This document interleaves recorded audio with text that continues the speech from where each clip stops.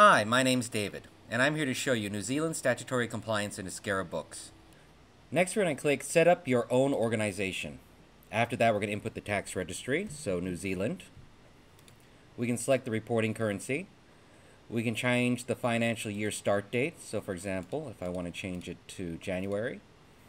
And I can also change the book beginning date, and I can click Create.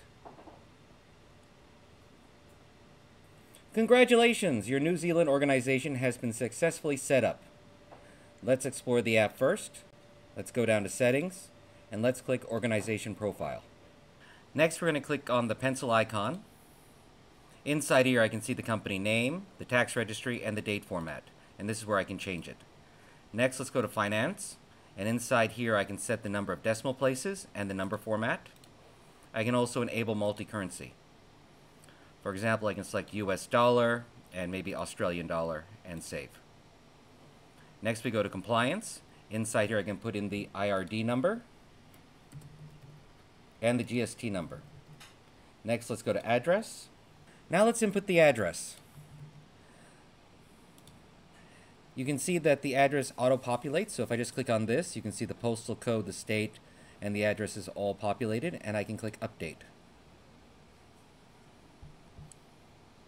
Now inside here, I can see my IRD number, my GST number, and my billing address.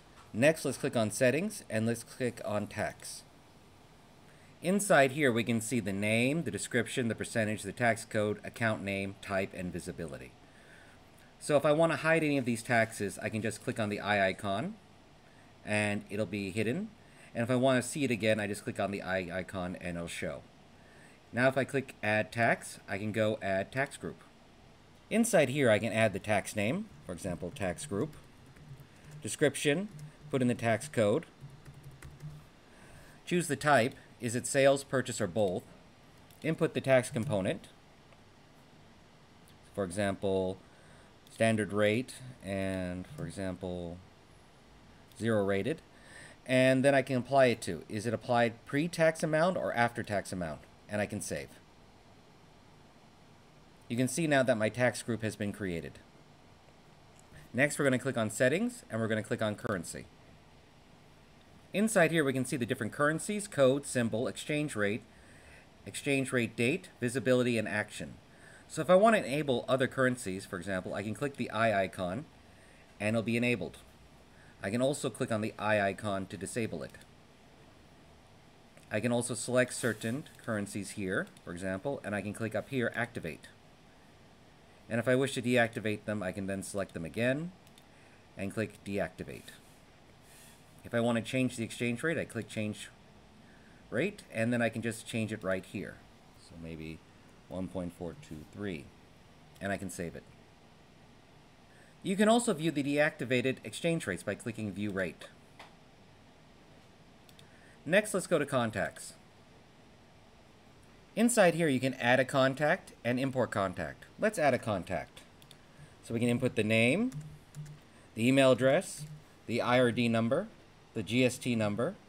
Under Accounting, we can select the payment terms and select the payable account and receivable account.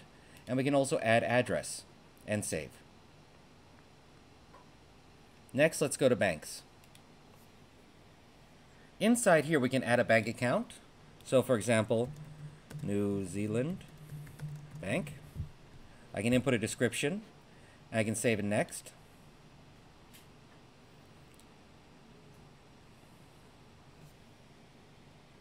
Inside here, I can link my account. So I accept the terms and conditions to get started. And I can search for my institution here. So for example,